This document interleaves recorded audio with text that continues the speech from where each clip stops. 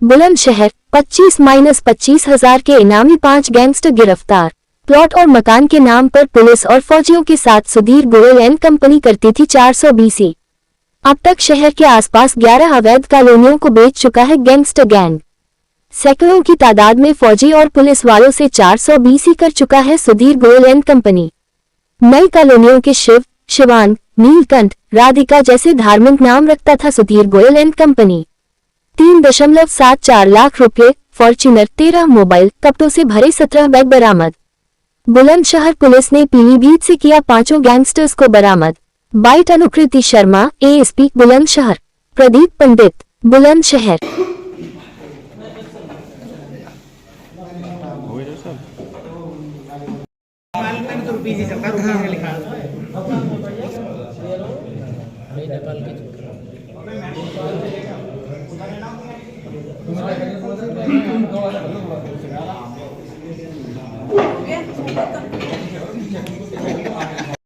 खड़े कर लेंगे, आप सब चलते हुए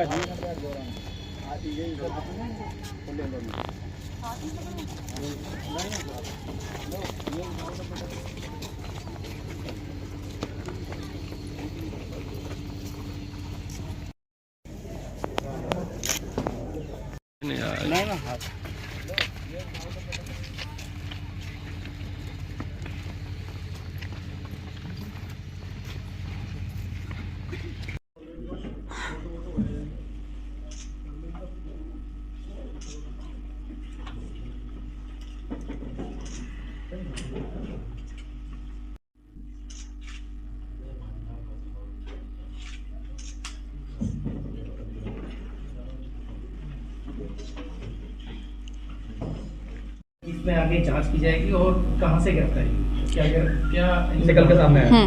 जैसा कि आप जानते हैं कि शासन की नीति के अनुरूप जो उत्तर प्रदेश पुलिस है वो भूमाफियाओं के विरुद्ध लगातार प्रयासरत है और उनके विरुद्ध प्रभावी कार्रवाई कर रही है। उसी के अंतर्गत हमारे जनपद बुलंदशहर में भी एक मुकदमा पंजीकृत किया गया था 680/23।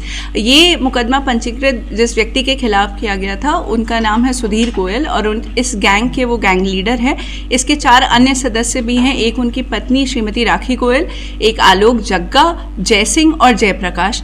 ये लोग भोले वाले लोगों को फंसाते थे। किसान जो होते थे उनसे इकरारनामा या मुख्तियारनामा करवा लेते थे और सेल परचेज के राइट्स ले लेते थे और उनके अकाउंट पे पूरी तरीके से अपना ही होल्ड रखते थे और बेचने के बाद जो पैसा है वो इन्हीं के पास रहता था। इसके अलावा ये अधिकतर अपने शिकार जो है फौजी और पुलिस के लोगों को बनाते थे, क्योंकि उनके घरों में सिर्फ महिलाएं बचती थी जो कि पैरवी नहीं कर पाती थी। उन्हें दिखाते कहीं और की ज़मीन थे और बेचते कहीं और की ज़मीन थे। जब इस फ्रॉड का लोगों को पता चलता था और वो इससे कंप्लेन करते थे तो ये कहता था कि मैं ही आपकी ज़मीन खरीद लूँगा, आप मुझे बेच दे।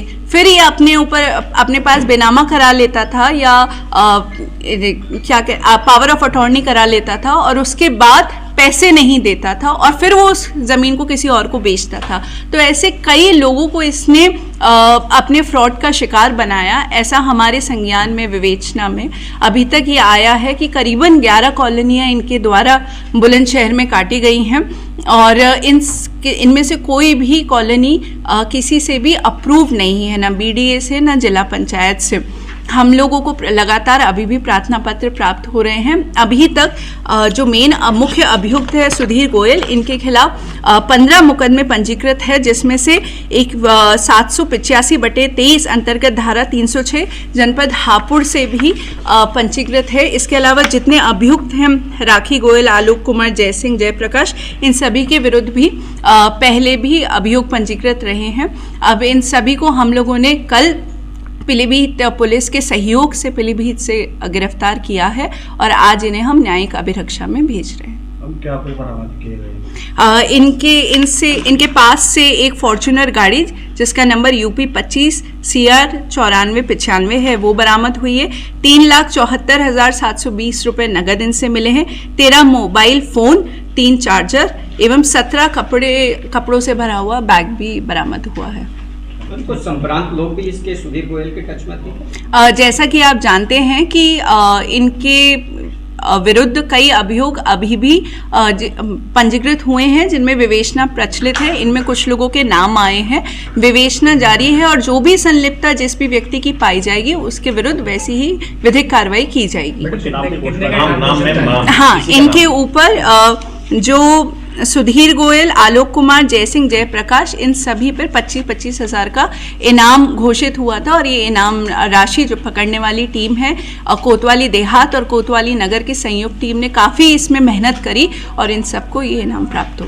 मैं तो संभ्रांत लोगों का नाम ये अभी ठीक नहीं होगा। जो भी विवेचना में, मैं पुनः कहूँगी, जिनका नाम प्रकाश में आएगा, जिनकी भी संलिप्तता इसके अंदर पाई जाएगी, इसको संरक्षण देने में, इसके काले धन को सफ़ेद में परिवर्तित करने में, जिस तरह की भी हम लोगों को जो सामने आएगा उन लोगों के खिलाफ उनकी संलिप्तता के आधार पर कार्रवाई की जाएगी।